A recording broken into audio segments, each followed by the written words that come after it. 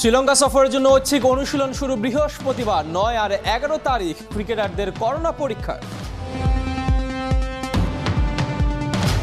আইপিএলে কলকাতার তুরুপের তাস হবেন সাকিব আল হাসান। হর্ষা ভোগলে তাকে 3 নম্বরে দেখতে চান। ইকোনমিক বোলিংয়ের পাশাপাশি ও যদি 3-এ ব্যাট করে তাহলে দলকে একটা ব্যালেন্স দেবে, যেটা বাকি ব্যাটসম্যানদের কাজটা সহজ করবে। টি-20 বিশ্বকাপ সরে যেতে পারে ভারত থেকে। বিকল্প হিসেবে আইসিসি যেতে চায় আরব আমিরাতে। আমরা এবার আর ওয়ার্ল্ড কাপটা পেছাতে চাই না। ভারতের করোনা পরিস্থিতি ভালো না হলে আমাদের বিকল্প চিন্তা আছে। এখনো বাফুফের দরজা খোলা আছে ফিফাতে যাবার। সকালেও পাঠিয়েছে $1 লাখ। আজ থেকে 15 দিন আগে আমরা একটা পেমেন্ট পেয়েছি। আজকে ভোরবেলায় যে আপনার কাছে কাগজ আছে, আজকে ভোরে আমাকে আবার $1 লক্ষ পাঠিয়েছে। জাকির হোসেনের জীবন চলে তারুণ্যের প্রয়াসে। বাংলাদেশ গেমসে পদক পেলেন 56 বছর বয়সে। তাইকোন্ডো আমাকে ভালো লাগে এই জন্য যে আমাদের উদ্দেশ্য লক্ষ্য হলো সুস্থ থাকা, সবল থাকা।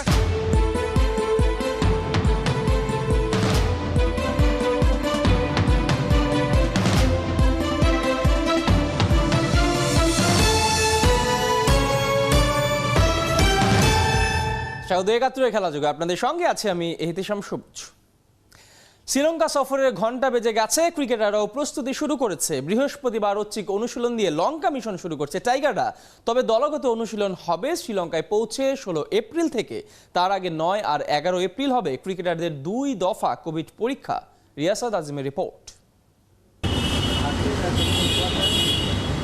পিসিবিতে প্রবেশ আর প্রস্থানে আপাতত কড়াকড়ি নেই, তবে ক্রিকেটাররা অঘোষিত লকডাউনে। গণমাধ্যমে অফিসিয়ালি কথা বলায় বারণ। শ্রীলঙ্কা সফরের দল ঘোষণার আগে এমন বিধিনিষেধ আরোপ কতটা যৌক্তিক তা নিয়ে প্রশ্ন তোলাই যায়। পিসিবির পক্ষ থেকে এমন বাধ্যবাধকতার সুনির্দিষ্ট ব্যাখ্যা পাওয়া যায় না। তবে কারণটা যদি হয় মাশরাফি সাকিবদের বোমা ফাটানো, তবে সেটা বোর্ডের ইমেজকে বড় করে না। তারপরও ক্রিকেটাররা আসেন বোর্ডে দিন 5 পরই যে বাংলার লঙ্কা অভিযান। বৃহস্পতিবার থেকে ক্রিকেটারদের ব্যস্ততা আরও বাড়বে। জাতীয় দলের আনুষ্ঠানিক ক্যাম্প না থাকলেও এই দিন থেকে শুরু ঐচ্ছিক অনুশীলন। লঙ্কায় উড়াল দেবার আগে 9 আর 11 এপ্রিল হবে ক্রিকেটারদের 2 দফা কোভিড টেস্ট। 3 দিনের কোয়ারেন্টিন শেষে 16 এপ্রিল থেকে অনুশীলন শুরু করবে মুমিনুল হকের দল। এবার একটা ডেডলক ভাঙতে চায় বাংলাদেশ ম্যানেজমেন্ট। টেস্ট দলে থাকলেও একাদশে সুযোগ পাওয়াটা যেন মরিচিকায় পরিণত হয়েছে ওপেনার সাইফ হাসানের। শ্রীলঙ্কা সফরে মূল দলে সাইফ সুযোগ পাচ্ছেন তা নিশ্চিত। হাই পারফরমেন্স দলের হয়ে ফর্ম আর ভবিষ্যৎ বিবেচনায় প্রতিভার অপচয় করতে চায় না সিলেকশন প্যানেল। আপাতত সবই এগুচ্ছে পরিকল্পনা মাফিক, তবে সমস্যাটা তো মাঠের পারফরম্যান্সে। ডমিঙ্গোর অধীনে বাংলাদেশের টেস্ট ক্রিকেটে সাফল্য যেন হ্যালির ধূমকেতু, যা আসে কালে ভদ্রে। রিয়াসাদ আজিম, 71। বিশ্বকাপ সাকিবকে যেমন মনে রাখবে আজীবন, তেমনি মনে রাখবে তার 3 নম্বর পজিশন। এই 3-এ খেলেই যে বিশ্ব জয় করেছিলেন বাংলার পোস্টার বয়। কিন্তু আইপিএলে গেলে সেই সাকিবই আবার অবহেলা সইতে হয়। এবার নাকি পাশার দানটাই উল্টে যাচ্ছে। কেকেআরের হয়ে নিয়মিত খেলবেন, আবার নাম্বার 3 পজিশনটাও নিজের দখলে নেবেন, এমন বিশ্বাস জনপ্রিয় ধারাভাষ্যকার হর্ষা ভোগলের। তার কথা শুনে সাকিব কেন 3 নম্বরে খেলবেন কারণ খোঁজার চেষ্টা করেছেন মাহদি হাসান। অনেক কিছুকে যেতে পারে, তবে সাফল্যকে আবার কি করে পোষ মানানো যায়? উত্তরটা হতেই পারেন সাকিব আল হাসান। তখনকার অধিনায়ক মাশরাফি বিশ্বাস করতেন, যেটা করতে চায় দিলে সফল হবে সাকিব। 19 বিশ্বকাপে যে পজিশনে আগে কখনো সেভাবে ব্যাটই করেননি, সেই 3-এ খেলে সর্বোচ্চ রান সংগ্রাহক। শুধু তাই নয়, 3 নম্বরে কমপক্ষে 1000 রান করেছেন এমন ব্যাটসম্যানদের তালিকায় রীতিমতো গ্রেটদের কাতারে সাকিব। বিরাট কোহলি অথবা বাবর আজমের পরেই, এমনকি স্যার ভিভিয়ান রিচার্ডসের চাইতেও এগিয়ে 3-এ সাকিব। জাতীয় দলে সাকিবের কাছ থেকে পরবর্তীতে যে ব্যাটিং পজিশনটা কেড়ে নেওয়া হয়েছে, সেটাই তাকে নাকি দিতে চায় আইপিএলের দল কলকাতা নাইট রাইডার্স।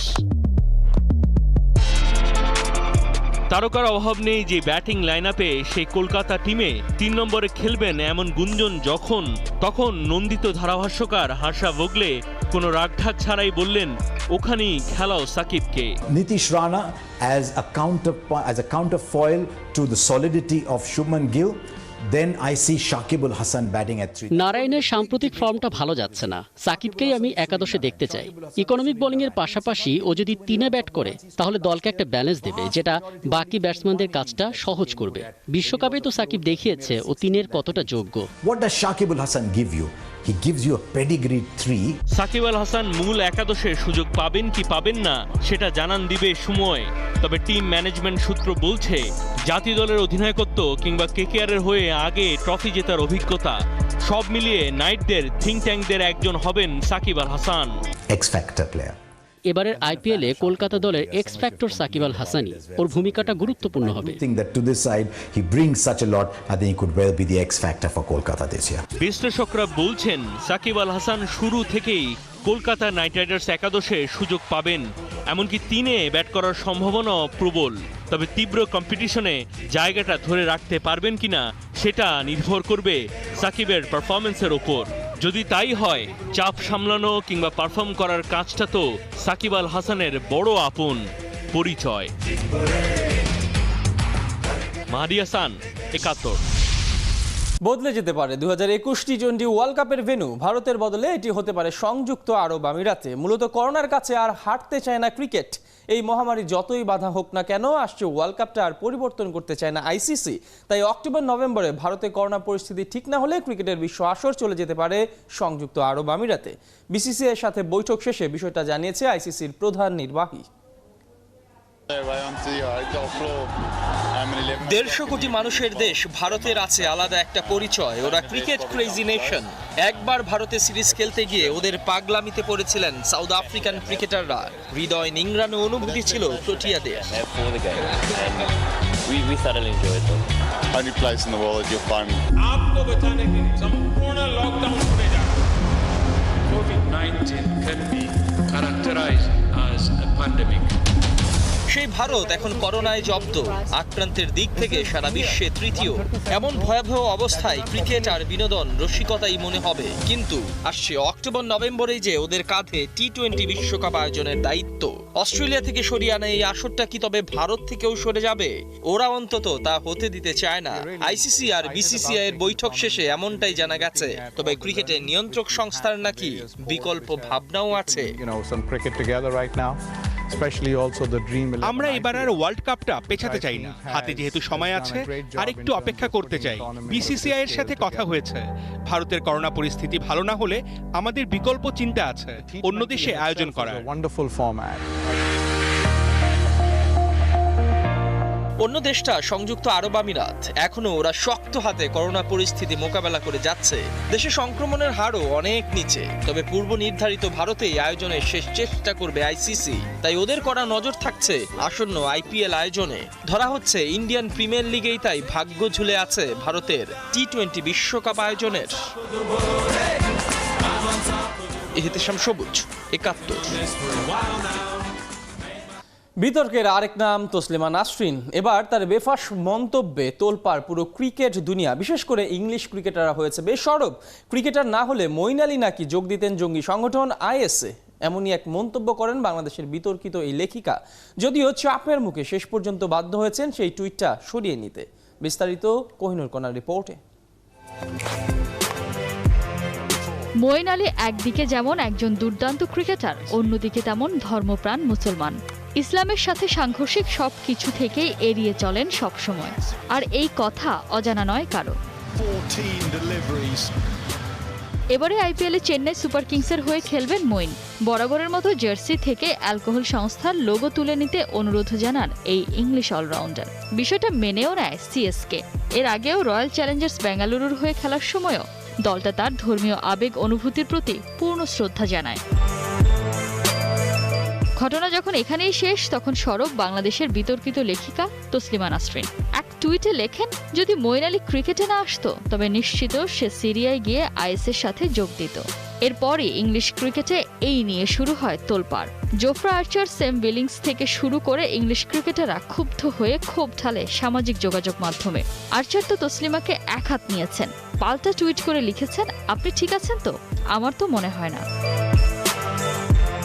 সেম বিলিংসও মেনে নিতে পারছে না বিষয়টা। তিনি সবাইকে আহ্বান জানিয়েছেন তসলিমা নাসরিনের অ্যাকাউন্টকে রিপোর্ট করার জন্য। ছেলেকে নিয়ে বাজে মন্তব্য করায় প্রচণ্ড আঘাত পেয়েছেন ইংলিশ অলরাউন্ডারের বাবা মুনির আলী। সমালোচনার এক পর্যায়ে টুইটটি ডিলিট করে অবশ্য ভোল পাল্টান তসলিমা নাসরিন। বলেন মজার ছলেই নাকি এমন টুইট করেছেন।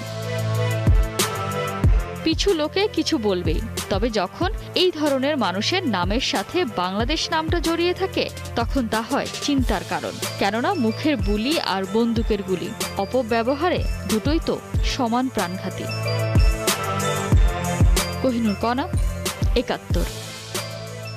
ফিফা বাফুফের বন্ধনে ভাটা পড়েনি এতটুকু। ফান্ড বন্ধ হবার যে খবর উঠেছে তার সবটাই ভিত্তিহীন বলে উড়িয়ে দিয়েছেন বাফুফের সভাপতি কাজী সালাউদ্দিন। বরং তার দাবি ফিফা থেকে নিয়মিতই টাকা আসছে বাফুফের ফান্ডে, এমনকি আজ সকালেও হাতে পেয়েছেন $1 লাখ। উপলব্ধি report. It is not true.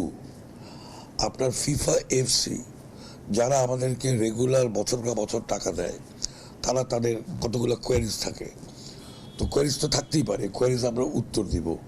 এবং আমি বোকা বেড়ে গেলাম শুনে যে আমার টাকা দেওয়া বন্ধ করে দিয়েছে। বিশ্ব ফুটবলের নিয়ন্ত্রক সংস্থা ফিফা নাকি বাফুফের ফান্ড স্থগিত করেছে এমন খবর ছড়িয়েছে দেশের ফুটবল অঙ্গনে। সবকিছুর জবাব দিয়েছেন কাজী সালাউদ্দিন। একবার জিজ্ঞাসা করেনি, সবচেয়ে ছেড়ে দিয়েছে। মুখের কথার সাথে তথ্য প্রমাণও দিয়েছেন ফেডারেশন বস। ফিফার এই কাগজে উল্লেখ আছে বাফুফের বাৎসরিক পাওনার একটা অংশ বুধবার ভোরে পাঠানো হয়েছে। আজ থেকে 15 দিন আগেই আমরা একটা পেমেন্ট পেয়েছি। আজকে ভোরবেলায় যে আপনার কাছে কাগজ আছে, আজকে ভোরে আমাকে আবার $1 লক্ষ পাঠিয়েছে। তো এটা যদি হয়েই থাকে, আমাকে যদি স্টপ করে থাকে, ব্যান করে থাকে, তাহলে 15 দিন আগে কিভাবে টাকা দিল, আবার 15 দিন পরে। My office is open, my account section is open. আমার ব্যাংক অ্যাকাউন্টে যদি আপনি দেখতে চান টাকা আসতেছে যাচ্ছে, you can see there is no problem. এটাই যদি হয় আসল খবর, তাহলে 30 মার্চ বাফুফেকে পাঠানো চিঠিতে কি লিখেছিল ফিফা? কমপ্লায়েন্সের ক্ষেত্রে ওকে আমাকে 10টা প্রশ্ন করতে পারে, এবং এটা ফিফার নেচার, এটা 10 বছর ধরে করে। ঠিক আছে, ওটাকে নিয়ে যদি আপনারা বলিয়ে দেন আমি ব্যান্ড হয়ে গেছি, দ্যাট ইজ ভেরি স্যাড। তাহলে 15 দিন আগে আমি টাকা পেয়েছি, আজকে টাকা পেয়েছি। কাজী সালাউদ্দিনের বক্তব্যে পরিষ্কার, ফিফা বাফুফের কোনো ফান্ড আটকে দেয়নি। তাহলে এমন খবর ছড়ালো কেন? What FIFA does is a regular business. Regular বিজনেসের মধ্যে আপনাকে এটা কোয়ারি করবে, এটা জানতে চাবে, এটা করবে। তিলকে যদি তাল করে ধরা হয় তাহলে তো it is very sad, because এখানে কাজ করা খুব কষ্ট হয়ে যাচ্ছে। যে কোনো একটা গ্রুপ যদি কন্টিনিউয়াসলি বিএফএফকে আন্ডারমাইন করে, আর প্লাস আন্ডারমাইন বিএফএফ করলে আমাকে ফেসবুকে গালাগালি করে, বাট কারো ছাড়া যদি করে, that is very sad. Upal Nandi, ৭১, Dhaka. টেকসই রূপান্তরকরণের জন্য উদ্যোক্তা, এই স্লোগানে বাংলাদেশ D8 যুব সম্মেলনের আয়োজন করা হয়েছে। অনলাইনে এই শীর্ষ সম্মেলনে যোগ দিয়েছিলেন D8 সদস্য রাষ্ট্রের যুব ও ক্রীড়া মন্ত্রী সহ 171 জন যুব অংশগ্রহণকারী। যুব ও ক্রীড়া প্রতিমন্ত্রী জাহিদ হাসান রাসেল যুব ফোরামের চেয়ারম্যান হিসেবে দায়িত্ব গ্রহণ করেন। তার সভাপতিত্বে D8 যুব ফোরাম একটি শক্ত ভিতের উপর যাত্রা শুরু করে। তার দায়িত্বকালে যুবশক্তি, অর্থনৈতিক বিকাশ, ইতিবাচক সামাজিক পরিবর্তন, পরিবেশগত স্থায়িত্ব ও যুব ক্ষমতায়ন এবং প্রযুক্তিগত উদ্ভাবনের উপর ইতিবাচক ভূমিকা রাখতে পারবে বলে যুব প্রতিনিধিগণ আশা প্রকাশ করেন। তিনি চলেন তারুণ্যের শক্তিতে, তার বিশ্বাস অগ্নিশিখায়। তাই তো 56 বছর বয়স তার কাছে কেবলই একটা নম্বর মাত্র। জাকির হোসেন অবাক করা এক কাণ্ড ঘটিয়ে দিয়েছেন এবারকার বাংলাদেশ গেমসে। তাইকোয়ান্দোতে হাঁটুর বয়সীদের হারিয়ে পদক জিতে নেন মধ্যবয়সী এই ক্রীড়াবিদ। বিস্ময় জায়গা নিয়ে জাকির হোসেনের গল্পর বাকিটা জানাচ্ছেন ফাহিম রহমান।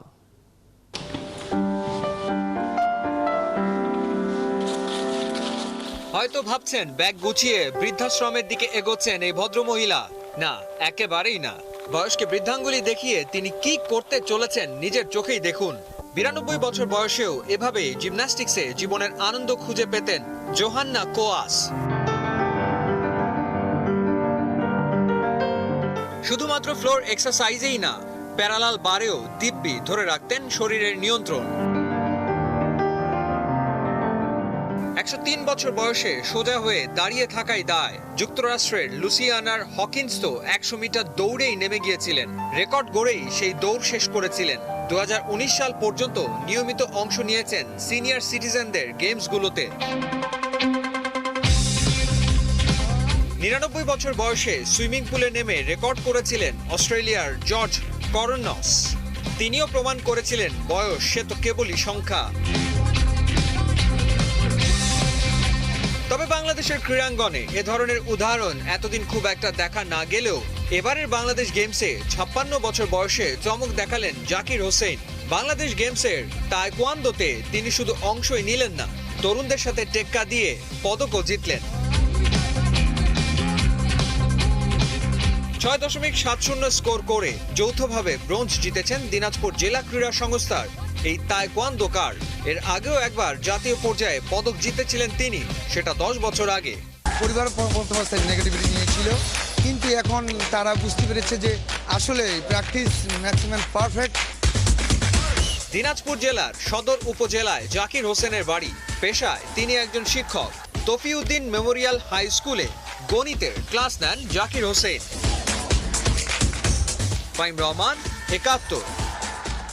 মাবিয়া, অন্তরা আর প্রিয়া 3 স্বর্ণকন্যাই সাফল্য পেয়েছেন বঙ্গবন্ধু বাংলাদেশ গেমসে। ওদের পাশাপাশি উঠে এসেছে আরও অনেক নতুন মুখ। একে অপরকে ছাড়িয়ে যাওয়ার লড়াইটাও জমেছে বেশ। বাংলাদেশ অলিম্পিক অ্যাসোসিয়েশনের চাওয়া ফেডারেশনগুলো ওদের পরিচর্যা করে গড়ে তুলবে আন্তর্জাতিক আসরের জন্য। অর্ণব বাপির রিপোর্ট। মাবিয়া আক্তার সীমান্তর উঠে আসার গল্পটা সবারই জানা। 2016 সালের এসএ গেমস দিয়ে শুরু। স্বর্ণজয়ের পর জাতীয় সঙ্গীতের সাথে ওর কান্না গোটা জাতিকে করেছিল আবেগপ্রবণ। এই ভারোত্তোলন খেলাটাই বদলে দিয়েছে ওর জীবন। সেই সাফল্য ধরে রেখেছিল নেপাল এসএ গেমসেও, কিন্তু গেল একটা বছর করোনার কারণে করতে পারেনি নিয়মিত অনুশীলন। পারফরমেন্স ধরে রাখাটাই ছিল বড় চ্যালেঞ্জ। কিন্তু বাংলাদেশ গেমসের মঞ্চে নিজেকে আবার প্রমাণ করলেন। নিজের করা রেকর্ড ভেঙেই জিতে নিয়েছেন স্বর্ণ। এবার 80 আর 101 করে রেকর্ড ব্রেক করেছি এবং আমি চাই যে নিজেকে বাংলাদেশের সবচেয়ে এমন একটা জায়গায় দেখতে চাই ওয়ার্ল্ড ওয়াইজ, যে অলিম্পিক খেলার পর কোনো প্লেয়ারের কোনো এম থাকে না। তো আমার অলিম্পিকে আমার ড্রিম আছে এবং 3rd সাউথ এশিয়ান গেমসে আরেকটা গোল্ড মেডেল পাওয়া, তাহলে হ্যাট্রিক হবে, এটা বাংলাদেশের ইতিহাস হবে। মাবিয়ার রেকর্ড গড়ার দিনে হতাশ করেননি আরও 2 স্বর্ণকন্যা। হুমায়রা অন্তরা আর মারজান প্রিয়া দুজনেই পেয়েছেন গোল্ডের দেখা। বান্দরবন জেলা জিমনেশিয়ামে চলছে ওদের খেলা। গোটা দেশব্যাপী ছড়িয়ে ছিটিয়ে থাকা অ্যাথলিটদের এক মঞ্চে নিয়ে আসাটাই মূল লক্ষ্য বঙ্গবন্ধু বাংলাদেশ গেমসের। এখান থেকেই উঠে আসবে আগামী দিনের তারকা। নতুন মুখগুলো যে বেরিয়ে আসছে, এরাই কিন্তু ভবিষ্যতে বাংলাদেশের বিভিন্ন আন্তর্জাতিক গেমসের মধ্যে তারাই নেতৃত্ব দিবে। এই ধারাবাহিকতাটা যদি ধরে রাখতে পারে সমস্ত ফেডারেশনগুলো, যে সমস্ত প্লেয়ারগুলো বেরিয়ে আসছে এদের ধরে রাখতে পারে, ইনশাল্লাহ আমরা কিন্তু ভবিষ্যতে আরও ভালো রেজাল্ট করতে সক্ষম হব। ছেলেদের ফুটবলে চ্যাম্পিয়ন হয়েছে বাংলাদেশ সেনাবাহিনী। কুমিল্লার শহীদ ধীরেন্দ্রনাথ দত্ত স্টেডিয়ামে ফাইনালে সিলেট জেলা দলকে ওরা হারিয়েছে 2-0 গোলে। ফুটবলে বিজয় উল্লাস করেছে সেনাবাহিনী, আর রোল বলে বিজয়ের আনন্দে মেতেছে আনসার। ছেলে ও মেয়েদের 2 বিভাগেই স্বর্ণ জিতে নিয়েছে ওরা। অর্ণব বাপি, 71। এই ছিল এখনকার খেলা যুগের সরাসরি সংবাদ আর অনুষ্ঠান দেখতে থাকুন 71 ফেসবুক পেজ আর সাবস্ক্রাইব করুন 71 ইউটিউব চ্যানেলে। প্রতি মুহূর্তে আমরা জানাচ্ছি করোনা সর্বশেষ। ভয় নয়, সচেতনতাই জয়।